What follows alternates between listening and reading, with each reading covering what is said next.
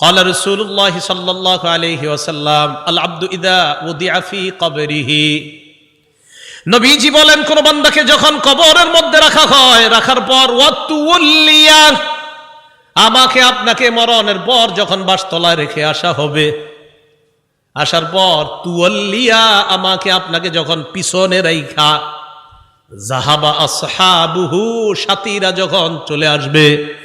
একবার কল্পনা আলেন রাতের বেলা বিছানায় যখন বালিশে যখন মাথাটা লাগানোর পর কল্পনা করেন আমি মারা গেলাম, যাওয়ার পর বাসতলায় কোন কবরের মধ্যে আমাকে রেখে আমার আত্মীয় স্বজন চলে আসছে, ব্যাপারটা কেমন একটু চিন্তা করেন। আল্লাহ নবী কয় কোন ব্যক্তিকে কবরের মধ্যে রাখার পর তুয়াল্লিয়া, কবরটা পিছনে রেখা যাবা আসহাবুহু, যখন তার সাথীরা চলে আসে, বাবা চলে আসে, ভাই চলে আসে, সন্তানরা চলে আসে, আত্মীয় স্বজন সবাই চলে আসে, আল্লাহ নবী বলেন বেশি দূর যায় না, হাত্তা ইন্নাহু লা ইয়াসমাউ কুরআনি আলিহিম, আমরা যে হাইটা হাইটা আসি আমাদের হাঁটার পায়ের জুতার আওয়াজগুলা ওই কবরবাসী শুনতে পায়। শুনে কেন শুনে জানেন? ওই মুহূর্তে তার দেহের মধ্যে আত্মাটা আল্লাহ দিয়ে দেয়। কেন দেয়? ফায়াতিয়ানিহি মালাকান, দুইজন ফেরেশতা তার কাছে আসে। এটা আবু দাউদের বর্ণনা আর বুখারীর বর্ণনা। আতাহু মালাকান ফাআকআদা, আবু দাউদের বর্ণনা ফায়ুকঈদানি, দুই ফেরেশতা এসে তারে বসায়, বসানোর পর তারে প্রশ্ন করে। এর মধ্যে তিন প্রশ্নের মধ্যে একটা প্রশ্ন হলো আল্লাহ নবীর ব্যাপারে জানতে চায়, তাকে চিনুনি? ওই ব্যক্তি ইমানদার হলে যদি তিনটা জবাব সুন্দরভাবে দেয়, আর আল্লাহ নবীর ব্যাপারে যদি বলে আশহাদু আন্না মুহাম্মাদার রাসূলুল্লাহ, আমি সাক্ষী দিচ্ছি তিনি আল্লাহর রাসূল, এই কথা বলার পর ওই ব্যক্তিকে বলা হবে উনজুর ইলা মাকআদিকা মিনান নার, তুমি তোমার জাহান্নামের আসনটার দিকে তাকাও, এটা তোমার জাহান্নামের আসন। তো এই ব্যক্তি জাহান্নামের আসনের দিকে তাকাবে। এরপর বলা হবে আবদালাকাল্লাহু মাকআদাম মিনাল জান্নাহ, জাহান্নামের আসনের পরিবর্তে আল্লাহ তোমাকে জান্নাতের আসন দান করছেন। তা আল্লাহ কয় এই কবরে তুমি থাকতে হবে, আমরা থাকতে হবে। আল্লাহকুমুত তাকাসুরু হাত্তা যুরতুমুল মাকাবির, কবর পর্যন্ত সম্পদের প্রতিযোগিতা তোমাদের চলছে। সূরা মুনাফিকুনে আল্লাহ বলেন ইয়া আইয়ুহাল্লাযীনা আমানু লা তুলহিকুম আমওয়ালুকুম ওয়ালা আওলাদুকুম আন যিকরিল্লাহ, হে ঈমানদারগণ, লা তুলহিকুম আমওয়ালুকুম ওয়ালা আওলাদুকুম, তোমাদের সম্পদ, তোমাদের সন্তান যেন তোমাদেরকে আল্লাহ থেকে গাফেল করে না দেয়, আল্লাহ থেকে তোমাদেরকে অলস করে না দেয়, আল্লাহকে যেন ভুলিয়ে না দেয়। ওমাইয়া ফাল জালিকা, আল্লাহ বলেন যারা সম্পদ আর সন্তানের কারণে আল্লাহরে ভুলে যাবে, ফাউলাইকা হুমুল খাসিরুন, তারা ক্ষতিগ্রস্ত। নাউজুবিল্লাহ। বলেন সম্পদ দেয় কে? আল্লাহ। 10 তলা 20 তলার বাড়ির মালিক বানায় কে? আর 10 তলা 20 তলা হালাল পন্থায় হওয়াটা দোষের না, দোষ কোনটা? যে আল্লাহ মালিক বানাইছে তাকে ভুলে যাওয়া। বুঝে আসছিনি? তো আল্লাহ কয় তোমাদের এই প্রতিযোগিতা চলবে কবর পর্যন্ত। কতদিন? কবর পর্যন্ত। ক্বালা রাসূলুল্লাহ সাল্লাল্লাহু আলাইহি ওয়াসাল্লাম, নবীজি সাল্লাল্লাহু আলাইহি ওয়াসাল্লাম বলেন লা ইয়াজালু কলবুল কাবীরি শাবান ফিসনাতাইন, আল্লাহ নবী বলেন বুড়া মানুষের অন্তর দুই ক্ষেত্রে যুবক হয়। বুড়া মানুষের অন্তর যুবক হয় কয় ক্ষেত্রে? আরে বৃদ্ধ মানুষ কি বৃদ্ধ হয় না যুবক হয়? বৃদ্ধ হয়। কয় কলবটা দুই ক্ষেত্রে যুবক হয়। কয় কোন ক্ষেত্রে? কয় ফি হিরসিল মাল, 1 নাম্বার সম্পদের লোভ, 2 নাম্বার ওয়াতুলিল আমাল, লম্বা আশা। কি আশা? লম্বা আশা। কেউ কাকা কই যান? বয়স কত? কয় 75। কোথায় যাচ্ছেন? মসজিদে। মনটা খারাপ কেন? আর বইল না, 4টা ছেলে ইতালি থাকে, এক একজন 5 লাখ করে বেতন। 5 নাম্বার ছেলেটা বাংলাদেশে 50,000 টাকা বেতন। আরে তারে এখনো কোনো কুল কিনারা করে দিতে পারি নাই, টেনশনে আছে কাকায়। রাসূলুল্লাহ সাল্লাল্লাহু আলাইহি সাল্লাম বলেন মানুষ বৃদ্ধ হয়, তার কলব 2 ক্ষেত্রে যুবক হয়। 1 সম্পদের লোভ, 2 লম্বা আশা, বড় আশা। আল্লাহ বুঝার তৌফিক দান করেন। রাসূলুল্লাহ সাল্লাল্লাহু আলাইহি সাল্লামের সাহাবী আব্দুল্লাহ ইবনে মাসউদ বলেন খত্ত রাসূলুল্লাহ সাল্লাল্লাহু আলাইহি ওয়াসাল্লাম খত্তান মুরাব্বাআ, এই হাদিসটা বুঝতে হবে সবাই। নবীজি একটা চতুর্ভুজ আঁকলেন। ওই অঙ্কের ছাত্ররা কোথায়? কি আঁকলেন? চতুর্ভুজ আঁকার পর ওয়া খাত্তা খাত্তান ফিল ওয়াসাতি খারিজাম মিন, মাঝখান থেকে একটা দাগ দিলেন, এই দাগটা চতুর্ভুজের বাহিরে নিলেন। বলেন তো রসুল কি আঁকলেন? মাঝখানের দাগটা ভিতরে না বাহিরে? আচ্ছা এবার দেখেন, ওয়া খাত্তা খুতাতান সিগারান, মাঝখানে ছোট ছোট কিছু দাগ দিস, এটা চতুর্ভুজ, মাঝখানে ছোট ছোট কিছু দাগ আর মাঝে একটা বড় দাগ, এই আশেপাশে কিছু ছোট ছোট দাগ, মাঝখানে লম্বা একটা দাগ। বলেন তো লম্বাটা কি ভিতরে আছে না বাহিরে? আচ্ছা একটু বুঝছেন নি কথা? সুম্মা ক্বালা রাসূলুল্লাহ সাল্লাল্লাহু আলাইহি ওয়াসাল্লাম, নবীজি বলেন হাযাল ইনসান, মাঝখানের দাগটা হলো মানুষ, মাঝখানের দাগটা ওয়া হাযাল্লাযী মুহীতুন বিহি আও ক্বাদ আহাতা বিহি আজালু, চারদিকের চতুর্ভুজটা এটা হলো তার আয়ু, জীবন। এবার বলেন চারপাশে এই যে চতুর্ভুজটা, মাঝের দাগটা, বলেন মাঝের দাগ চতুর্ভুজ, চতুর্ভুজ আয়ু মানে জীবন, এই জীবন এটা তার জীবন, মাঝে মানুষ। দাগ কি শেষ না মাঝে ছোট ছোট কিছু আছে? মাঝের ছোট ছোট দাগগুলা হাদিহিল আরাজ, এগুলা তার পেরেশানি, বিপদ, বালা মুসিবত, রোগ বিমারি, একটা আসে ভালো হয় আর একটা আসে, এরকম চলেনি জীবনে, একটার পর একটা আসতে থাকে। এই আসতে আসতে এক পর্যায়ে আবার জিজ্ঞাসা করছি, চারদিকের দাগ, মাঝের দাগ, ছোট্ট ছোট্ট দাগগুলা বালা মুসিবত, বিপদ আপদ, ব্যস্ততা, মাঝখানের দাগটা কি চতুর্ভুজের ভিতরে না বাহিরে?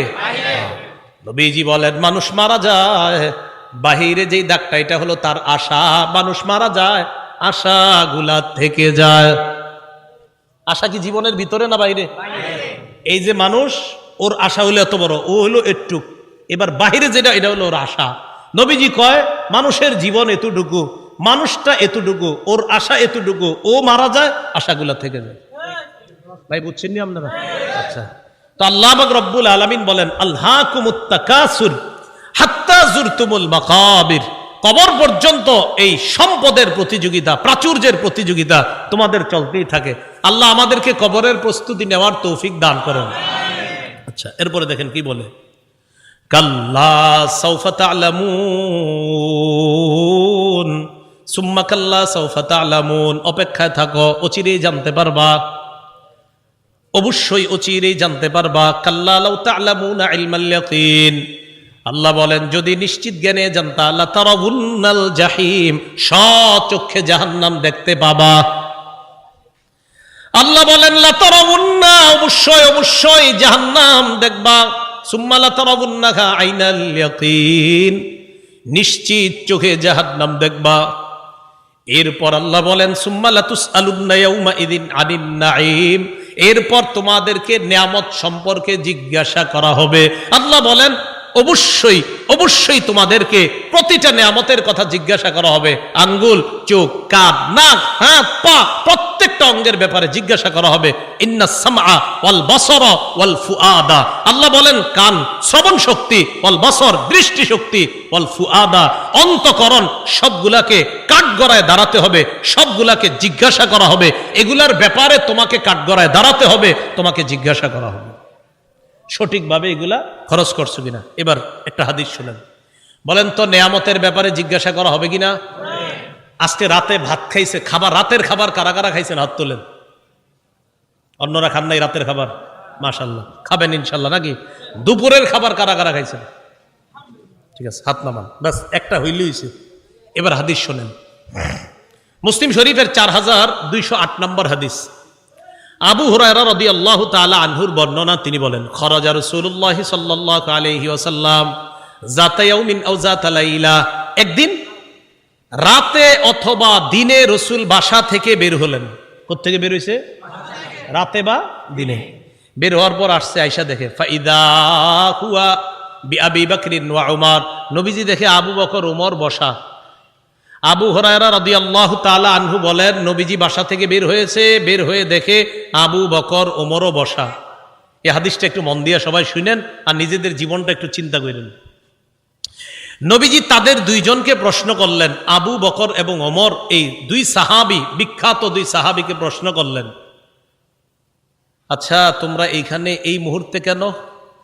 মা আখরাজাকুমা ফি হাদিহিস সাআ, এই সময়ে তোমরা এখানে কেন? অসময়ে মানে এই সময় মানে অসময়ে, আরে এই সময়ে তোমরা এখানে কেন? এই হাদিস দ্বারা বোঝা যায় সাধারণত যেই সময় মানুষ ঘর থেকে বেশি একটা বের হয় না, ওই সময়ে নবীও বের হইলেন, আবু বকরও বের হইছে, ওমরও বের হইছে। নবী বের না হইলে জিজ্ঞাসা করে কেন? আবু বকর ওমর জবাব দিলেন। আহারে কি জবাব দেয় দেখেন, ক্বালাল জুউ ইয়া রাসূলুল্লাহ, হুজুর খিদা লাগছে, ক্ষুধার কারণে বের হইছে। সম্পদ সব ছেড়ে এসে মক্কায়, নবীর সাথে চলে এসে মদিনায়। নবীজি যেই জবাবটা দিলেন, আল্লাহ নবী বললেন, আল্লাযী নাফসি বিয়াদিহি আখরাজানিল্লাযী আখরাজাকুমা। আবু বকর ওমরকে আল্লাহ নবী বলেন, আল্লাহর কসম আবু বকর ওমর, তোমরা যে ক্ষুধার কারণে বের হয়েছ, আমিও ক্ষুধার কারণে বের হইছি।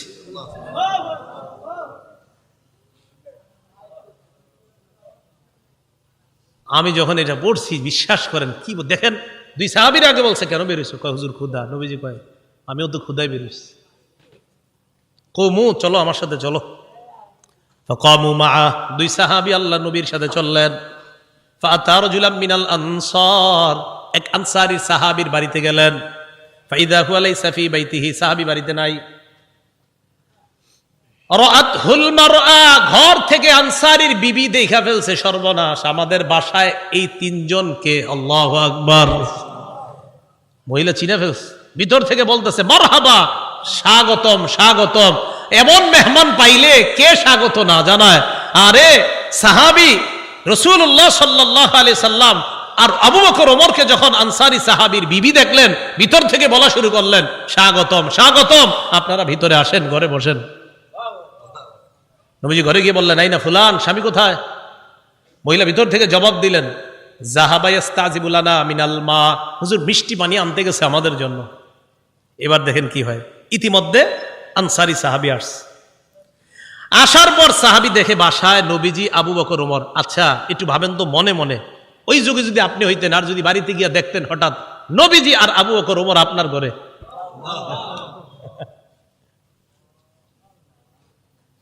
সাহাবী দেখে কি কয়, মা আহাদুল ইয়াউমা আকরামা আদিয়াফা মিন্নি।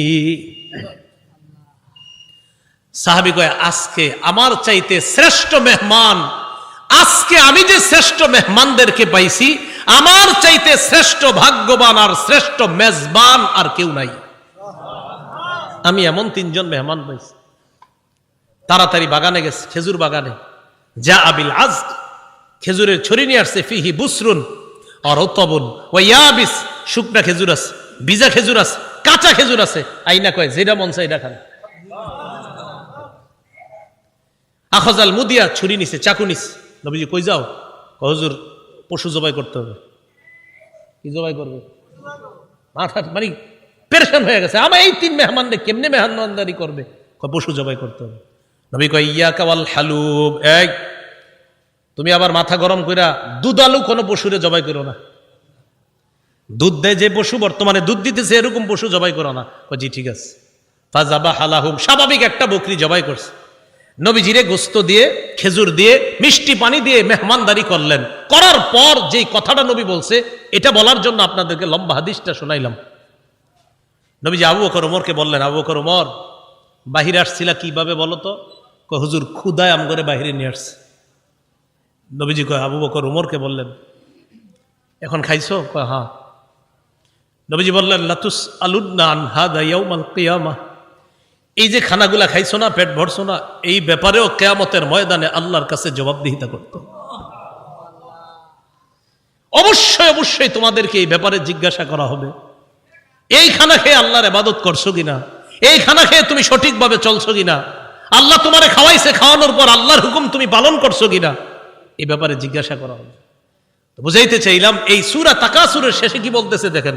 প্রথম দিকে বললেন সম্পদের কারণে আমারে ভুলা যাও, এরপরে বললেন কবরকে স্মরণ করো, শেষের দিকে বললেন এই নিয়ামতের ব্যাপারে জিজ্ঞাসা করব, কিন্তু এত এত সম্পদ দিলাম মনে করবো না এমনি ছেড়ে দিব আমি আল্লাহ, আমি সব জিজ্ঞাসা করব। এই সূরা থেকে প্রধান তিনটা আমাদের শিক্ষা। এক নাম্বার, সম্পদের প্রতিযোগিতা করা নিষেধ। 2 নাম্বার, সম্পদ হওয়া দোষের না, কিন্তু সম্পদের কারণে আল্লাহকে ভুলে যাওয়া যাবে না, এটা 2 নাম্বার শিক্ষা। 3 নাম্বার, কবরের কথা স্মরণ করা। এই প্রথম হলো 3টা শিক্ষা। শেষের দিকে আরেকটা, কবরে আরেকটা তোমার জগৎ, ওই জগতে তোমাকে নিয়ামত সম্পর্কে জিজ্ঞাসা করা হবে। কিয়ামতের ময়দানে তোমাকে 5 প্রশ্ন করার আগে তোমার পা 2টা সামান্য সময়ের জন্য নড়বে না। এই 5 প্রশ্ন করার জন্য আল্লাহর কাছে প্রত্যেককে দাঁড়াতে হবে। এর মধ্যে একটা হলো সম্পদ কোত্থেকে আনছো আর কোথায় ব্যয় করছো, এই কথা আল্লাহর কাছে জবাবদিহিতা করতে হবে।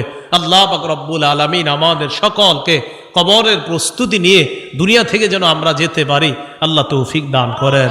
আমিন। ওয়া আখিরু দাওয়ানা আনিল হামদুলিল্লাহি রাব্বিল আলামিন। মাদ্রাসার প্রতিষ্ঠাতা যিনি, তার জন্য আমরা দোয়া করব, এলাকাবাসী সবার জন্য আমরা দোয়া করব।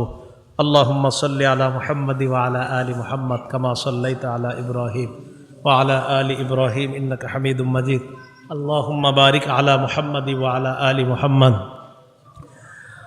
কামা বারাকতা আলা ইব্রাহিম ওয়া আলা আলি ইব্রাহিম ইন্নাকা হামিদুম। একটা আবেদন আপনাদের কাছে হাত জোর করে করব। ঢাকা ফজরের নামাজ 4:40-এ, দেশ গ্রামে কয়টায়? 40-45-এ ফজরের নামাজটা সবাই পড়বেন। এত রাত পর্যন্ত এই সময়ে বয়ান করাটা উচিত হয় না আসলে। 10টা, 10:30টার মধ্যে বা 11টার মধ্যে সর্বোচ্চ শেষ হওয়া উচিত ছিল, যেহেতু রাত ছোট। আল্লাহর হস্তে আপনারা ফজর নামাজটা পড়বেন তো ইনশাল্লাহ? আমারে কিন্তু দাঁড় করেন না আল্লাহর সামনে, আল্লাহর হস্তে আপনারা ফজরের নামাজটা পড়েন সবাই। এই মাহফিল একটু বেশি হয়ে রাত হয়ে যাওয়ার কারণে যেন এই কথা আল্লাহর কাছে বলতে না হয় যে আল্লাহ মাহফিল এত রাত হইল কেন, এর লেগে আমি ফজর পড়ি নাকি। আল্লাহর হস্তে আপনারা সবাই ফজরটা পড়েন। জি। আল্লাহুম্মা সাল্লি আলা মুহাম্মাদি ওয়া আলা আলি মুহাম্মাদ কামা সাল্লাইতা আলা ইব্রাহিম ওয়া আলা আলি ইব্রাহিম ইন্নাকা হামিদুম মাজিদ। আল্লাহুম্মা বারিক আলা